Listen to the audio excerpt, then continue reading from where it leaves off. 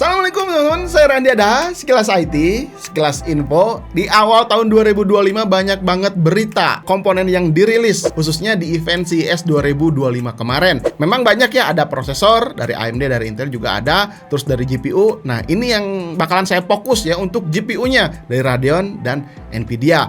Ya mungkin ini bisa jadi ya, hadirnya GPU yang baru ini dengan teknologi yang baru, paling modern banget pokoknya ya. Ini tuh adalah titik awal untuk bisa merubah teknologi ya, AI khususnya, menjadi teknologi yang bisa mengikuti karakter pergerakan atau kehidupan sehari-hari manusia. Ya, apakah memang ini bisa terjadi atau tidak ya? Apakah teknologi AI ini tuh bisa merubah atau menggantikan peran manusia atau tidak? Ini jawabannya bisa iya atau tidak ya, tergantung si pembuat teknologi AI-nya ya. Profesor-profesor atau orang-orang pintar di sana tuh nantinya bakalan dibawa kemana nih teknologi yang canggih ini? Aduh, ini pokoknya ngeri-ngeri sedap lah ya. Oke, kita balik lagi ya ke Nvidia. Di sini mulai dari GPU Nvidia dulu ya. Hari ini tanggal 7 Januari 2025 ya, CEO-nya Nvidia, si Jensen Huang langsung mengenalkan jajaran RTX 5000 seriesnya dengan kode name Blackwell. Diklaim teknologinya itu 3 kali ya performa AI-nya tuh lebih kenceng dibandingkan GPU yang sebelumnya.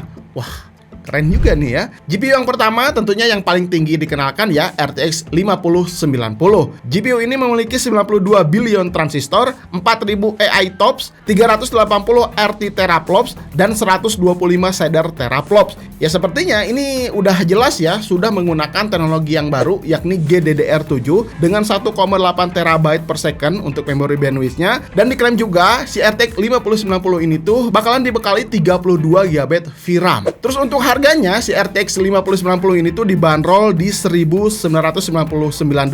Terus untuk si RTX 5080 juga di sini dihadirkan juga dibanderol $999. Lalu di bawahnya ada RTX 5070 Ti dibanderol di $749. Dan ini yang paling menarik yakni si RTX 5070 dibanderol di harga $549. Dan diklaim kalau misalkan performa si RTX 5070 ini setara dengan RTX 4090. Wah, luar biasa ya, dengan harga lebih murah. Aduh, di sini sayang sekali kalau misalkan kalian kemarin beli RTX 4090 yang harganya jauh lebih mahal gitu ya. Performanya kesalip sama RTX 5070. Tapi performa dari segi apanya dulu yang setara nih? Apakah setara ketika menjalankan DLSS 4 plus multi-frame generation di RTX 5070? Karena si multi-frame ini tuh tidak bisa dijalankan di RTX 4000 series ya. Jadi ya apakah ini atau setara ketika main gamingnya? Ini sih jadi bikin penasaran ya. Kenapa Nvidia posting info kayak gini? Coba kalian tebak, setara di bagian mananya? Well, now with the Blackwell family, RTX 5070, 4090 performance at 549. Impossible without artificial intelligence. Impossible without the 4 teraops of AI tensor cores. Impossible without the G7 memories.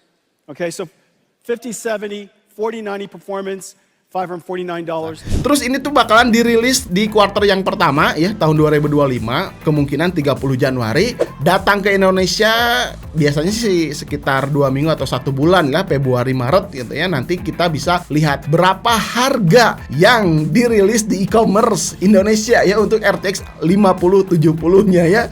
9 juta atau 8 jutaan. Wah, keren nih.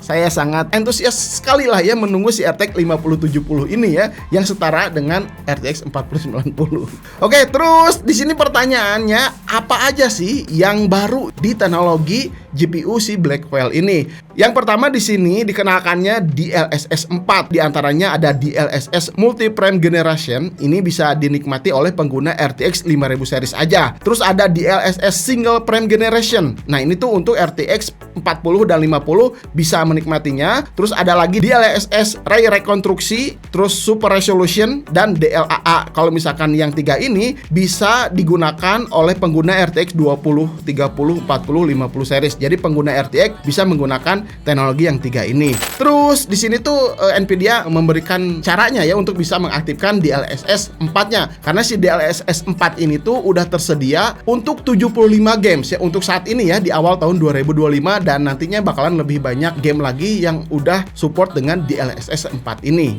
Nah, singkat aja, fungsi untuk si DLSS 4 ini tuh yang pertama, dia tuh bisa merender 3 bingkai sekaligus ya, sehingga bisa menyerupai gambar aslinya. Dan ini tuh berfungsi meringankan kinerja GPU untuk bisa mendapatkan FPS lebih tinggi pada setiap game yang dimainkan. Ya intinya sih seperti itu ya. Nah terus untuk 3 DLSS yang baru ini, Reconstruction, Super Resolution, dan DLA ini yang bisa dinikmati oleh pengguna semua RTX series mulai dari 2000 sampai 5000 ini. Nah ini tuh nantinya kita tinggal update driver aja. Nah fungsinya ini tuh untuk bisa membuat kualitas grafik gambar jauh lebih tajam untuk area-area yang jauh, atau misalkan pergerakan-pergerakan yang asalnya ngeblur, ketika nanti udah update driver si grafiknya tuh jauh lebih detail. Misalkan game-game apa yang ada pegunungan jarak jauh, biasanya gunung-gunung tuh terlihat lebih ngeblur. Tapi dengan teknologi DLSS yang baru ini, nantinya tuh si gunung-gunung yang jauh tuh bakalan terlihat lebih detail. Dan satu lagi nih yang paling menarik, untuk wajah karakter si game, kalau misalkan si gamenya seperti di game The Last of Us gitu ya, ada karakter gamenya yang wajahnya terlihat, nantinya si wajahnya tuh bakalan terlihat lebih realistis. Teknologi DLSS yang baru membuat si grafik gambar jauh lebih realistis, jauh lebih detail dengan penggunaan GPU yang jauh lebih hemat lah, intinya seperti itulah ya.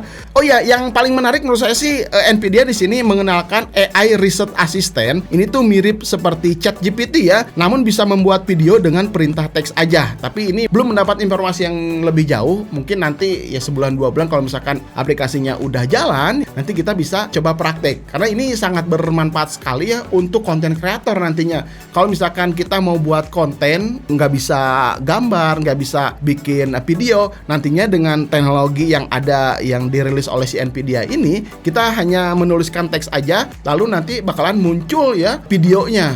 Yang intinya seperti itulah. Ini menarik banget ya. Oke, itu cukup aja ya untuk Nvidia-nya. Sekarang kita beralih ke AMD Radeon. GPU yang dirilis oleh AMD kemarin tuh dikenalkan langsung 2 GPU. Yang pertama adalah RX 9070 XT dan yang keduanya RX 9070 yang mendukung RDNA 4, jauh lebih canggih dibandingkan RDNA 3 yang sebelumnya. Ini tuh memang dirancang untuk peningkatan performa yang substansial ya, untuk melayani para gamer yang ingin dayanya tuh semakin ringan dengan harga yang semakin terjangkau. Tapi di sini tuh agak bingung ya, penamaannya ya si Radeon ini menjadi RX 9070.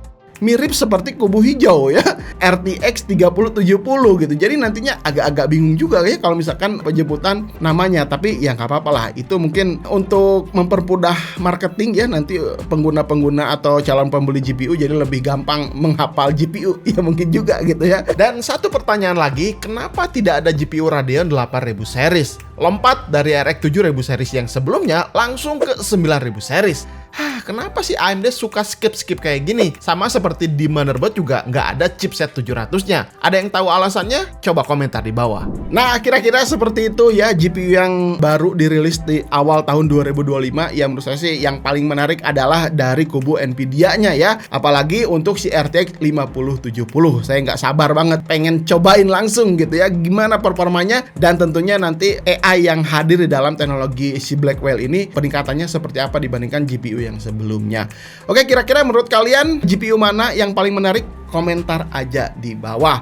Sampai ketemu di video berikutnya. Saya Randy Adha, Sekilas IT. Assalamualaikum warahmatullahi wabarakatuh. Salam teknologi.